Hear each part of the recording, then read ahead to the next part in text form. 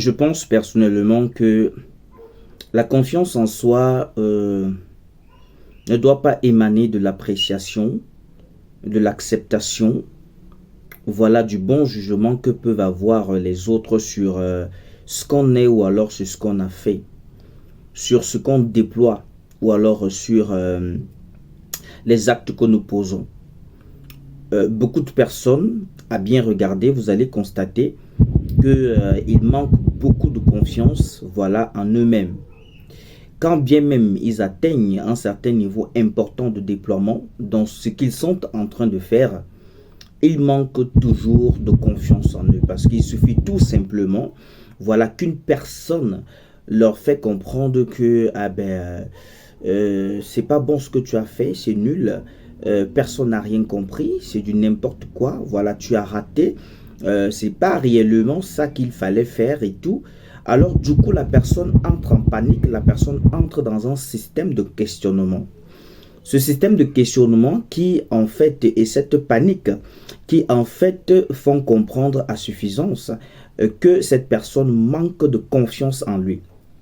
Alors, il ne faut pas confondre la confiance en soi et, et l'état de pensée supérieur, c'est-à-dire cette pensée dominante qu'il voudrait que, voilà, c'est ce qu'on fait qui est bon, quel que soit ce que les gens peuvent dire, ils n'ont jamais raison, c'est ce qu'on fait qui est bon. Non, c'est pas la même chose. Mais la confiance en soi ici est tout simplement le fait de marcher dans une certaine assurance.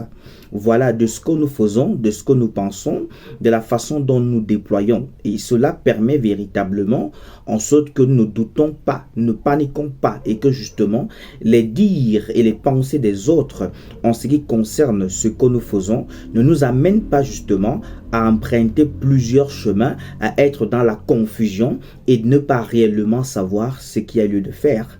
Il faut éviter la panique parce que la panique est tout simplement l'expression, voilà, d'un manque de confiance avéré. Et lorsque, par exemple, on est en train de démarcher un client, on est par exemple en train de faire une prospection ou alors qu'on partage une idée, lorsque nous manquons d'assurance, en fait, la personne qui est en face de nous véritablement constate ce manque-là et bien évidemment ne nous fait aucunement confiance. Il nous écoute, il ne nous entend pas du tout. Ça n'entre pas justement dans l'élément subconscient ou alors conscient qui pourrait l'aider à pouvoir approuver ce que nous sommes en train de dire. C'est la raison pour laquelle je voulais dire ici, je voudrais dire que des gens puissent davantage avoir confiance en eux lorsqu'ils se déploient, quelle que soit l'activité, voilà, dans laquelle ils sont en train de véritablement se mouvoir. C'est très important. Par le manque de confiance, beaucoup de personnes se sont retrouvées rejetées lorsqu'ils allaient, bien évidemment, pour un entretien d'embauche.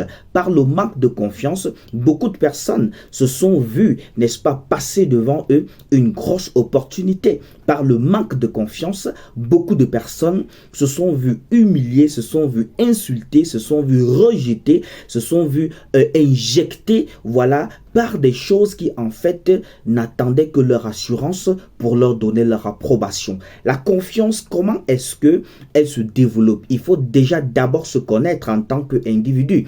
Il faut avoir la compétence, n'est-ce pas, un tant soit peu de ce sur quoi on est en train de se mouvoir et ça demande du temps parce que la confiance n'est pas un élément qu'on a du coup. Ah ben non, c'est quelque chose qui prend son temps, qui fait son chemin, mais dont on doit marcher avec la confiance, c'est-à-dire la conscience et l'assurance de cette réalité qui doit être manifeste au fur et à mesure.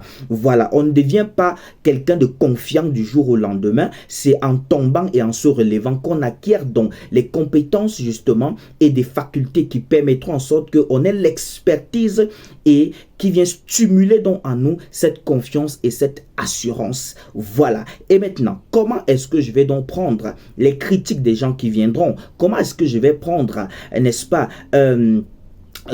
la façon dont les gens vont me pointer du doigt, les analyses que les uns et les autres feront, parce que ça ne manquera jamais. Il y aura toujours, bien évidemment, des analyses que les gens vont faire par rapport à tout ce que je fais. Ceux qui feront des analyses positives et ceux qui feront des analyses négatives. Mais la réalité, c'est quoi? Je dois toujours le prendre dans le bon sens. Je dois toujours le prendre dans le sens d'apprendre, dans le sens de m'équiper davantage. Lorsque quelqu'un me dit, par exemple, que Abbé Angelbert, ce que tu as fait, c'est nul. Alors, je comprends qu'il faudrait que je puisse davantage me perfectionner. Mais pas de me morfondre, pas de douter de moi, pas de paniquer, pas d'entrer dans un stress permanent, pas non plus de prendre, n'est-ce pas, cette parole qui m'a été présentée de manière négative, quitte à détester la personne qui a fait cette appréciation. Il n'était pas obligé. Je pense que le but peut-être est de m'aider à m'améliorer. Alors je prends ça avec hauteur, je prends ça avec amour. Vous voyez, donc c'est très important. La confiance en soi est une réalité, voilà, qu'on développe, qu'on a déjà en soi, mais qu'il faut développer, n'est-ce pas, au fur et à mesure que nous évoluons dans quelle que soit l'activité que nous faisons. Voilà le partage que je voulais avoir avec vous, chers amis, chers frères, chers partenaires, chers abonnés, afin que nous puissions davantage savoir comment est-ce que nous devons nous positionner face aux critiques, face à ce que nous avons à faire. Quelle est la posture que nous sommes censés avoir? Quel est le regard? Quelle est justement la prestance? Voilà, et quelle est la conviction qui doit nous accompagner pendant que nous sommes en train de nous mouvoir par rapport à une activité, voilà, que nous sommes en train de faire. Alors, n'oubliez pas, bien évidemment, si vous êtes arrivé à la fin de ce message, de cliquer sur le bouton et puis de vous abonner, parce que nous allons bien évidemment avoir des partages comme ceci, très alléchants, voilà, très directs, prompts, et qui pourront apporter un plus dans la vie de tout un chacun. À plus. Ciao.